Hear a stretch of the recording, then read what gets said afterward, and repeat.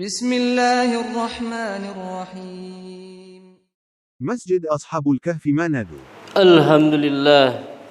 Alhamdulillahilladzi amarna bitarkal manahi wa fi'li ta'at.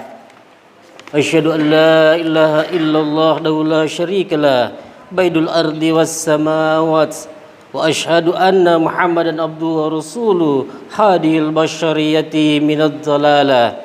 Allahumma salli wa sallim ala sayyidina Muhammad wa ala alihi wa ashabi wa man tabi'ahum ila yaumiddin.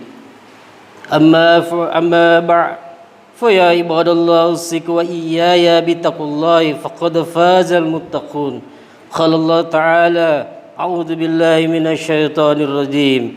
Ya ayyuhalladzina amanu taqullaha haqqa tuqatih wa la tamutunna illa wa antum muslimun. Kaum muslimin yang dirahmati Allah, bersyukur kepada Allah Subhanahu wa taala pada kesempatan hari ini kita masih diberikan kesempatan hadir dalam rangka memenuhi undangan salat Jumat secara berjamaah. Salawat salam tercurah kepada manusia mulia Nabi Muhammad sallallahu alaihi wasallam. Semoga kita termasuk golongan umat yang berhak mendapatkan syafaatnya di yaumil qiyamah. Amin amin ya rabbal alamin. Selanjutnya, khatib mewasiatkan kepada diri sendiri dan mengajak para hadirin sekalian, marilah kita tingkatkan kualitas iman dan takwa kepada Allah Ta'ala. Karena sebaik-baik bekal yang akan dibawa ke kampung akhirat nanti ialah bekal takwa. Sebagaimana Allah Subhanahu wa taala jelaskan dalam surah Al-Baqarah ayat 197. A'udzu billahi samii'il 'aliim minasyaitonir rajim. Wa tazawwadu fa inna khairaz zadi taqwa wattaquni ya ulil albab. Berbekallah, dan sesungguhnya sebaik-baik bekal adalah takwa, dan bertakwalah kepadaku wahai orang-orang yang berakal. Kaum muslimin rahimakumullah, 2 hari yang lalu, tepatnya hari Rabu 14 Februari 2024, masyarakat Indonesia telah mengikuti salah satu hajat besar 5 tahun sekali, yakni proses pemilu 2024. Alhamdulillah proses pemilu berjalan lancar dan sukses, tidak ada halangan. Dalam pandangan Islam, persoalan pemimpin mendapatkan perhatian yang serius. Apapun bentuknya, pemimpin sangat dibutuhkan dalam masyarakat. Bahkan dalam lingkup yang sangat kecil sekalipun, kehadiran seorang pemimpin akan membawa kepada sistem yang lebih terarah agar berjalan sesuai dengan ajaran Islam. Pentingnya kehadiran seorang pemimpin dapat ditelusuri dari pesan Rasulullah sallallahu alaihi wasallam dari Abu Hurairah. Rasulullah bersabda, "Iza kana thalathatun fi safari falyu'amaru ahadahum."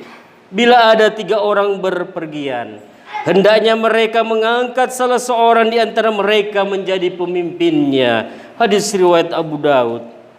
Pesan baginda Rasulullah sallallahu alaihi wasallam di atas mengandung makna bahwa kepemimpinan adalah hal penting dalam sebuah aktivitas bersama, aktivitas berjamaah. Perjalanan 3 orang bisa dikatakan kegiatan yang dilakukan oleh tim kecil. Artinya perintah Nabi tersebut tentu lebih relevan lagi bila diterapkan dalam sebuah komunitas yang lebih besar, mulai dari tingkat rukun tetangga, rukun warga, pemilihan kepala desa, kecamatan, kabupaten, provinsi, hingga lingkup negara. Juga ada lingkup-lingkup aktivitas lainnya yang memerlukan kebersamaan. Hadirnya pemimpin membuat kerumunan massa menjadi jamaah yang terorganisasi. Ada tujuan, pembagian peran dan aturan yang ditegakkan bersama. Dapat dibayangkan seandainya sebuah negara seperti negara kita Indonesia yang berpenduduk 270 juta lebih tanpa ada seorang pemimpin di negeri ini, apa yang akan terjadi? Sudah tentu akan terjadi kekacauan karena kehidupan sosial tidak terkendali dan sumber daya alam tidak terkelola secara baik. Kaum muslimin rahimakumullah, Sekali lagi syukur alhamdulillah. Proses pemilu 2024 telah berjalan lancar dan sukses.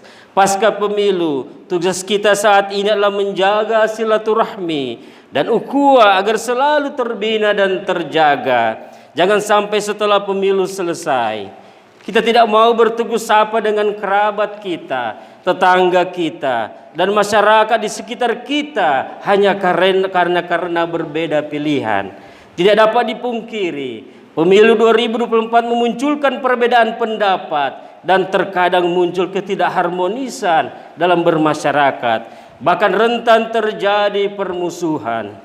Adanya perbedaan terdapat di kalangan umat manusia pernah disampaikan Rasulullah 14 abad yang lalu.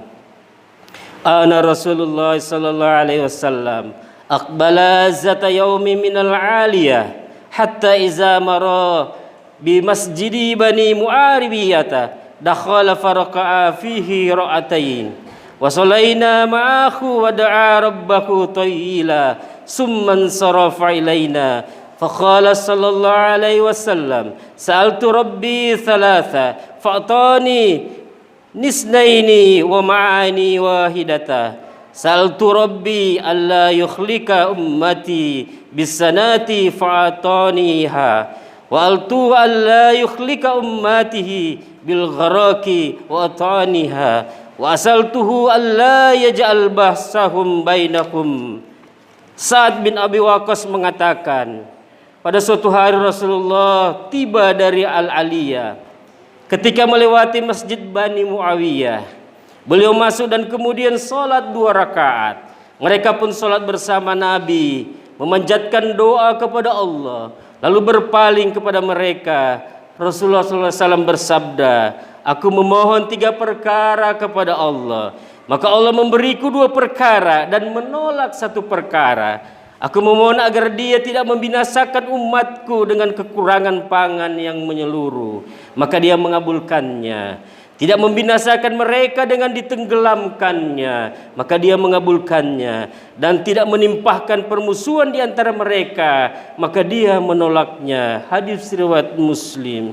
Hadirin rahimakumullah, hadis yang disampaikan Rasulullah sallallahu alaihi wasallam tersebut kini menjadi kenyataan. Dan hingga sekarang, sejak Rasulullah SAW wafat, pertikaian dan permusuhan di antara umat Islam terus terjadi.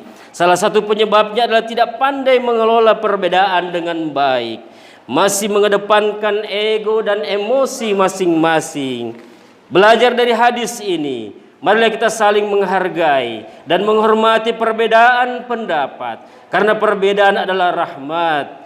Dalam konteks pemilu 2024 ini, ketika proses pemilihan sudah selesai, sudah waktunya bagi kita semua untuk bergandengan tangan, bersatu kembali merajut ukhuwah dan mengokohkan silaturahmi kita.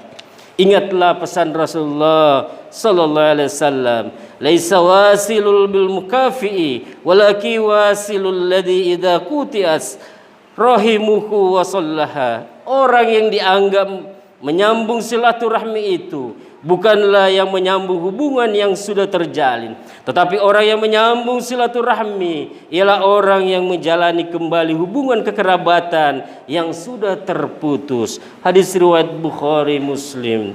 Kaum muslimin rahimakumullah, marilah kita renungkan sejenak. Suatu saat ketika kita dilanda kesulitan atau musibah meninggal dunia, ia akan mengurus jenazah, baik memandikan, mengkafani, mensolatkan, menggotong keranda jenazah, maupun masukkan kita ke liang kubur, bukanlah orang yang kita pilih, tetapi yang melakukan itu semua adalah orang-orang terdekat di sekitar kita, keluarga kita, kerabat kita, tetangga, atau rekan kerja kita.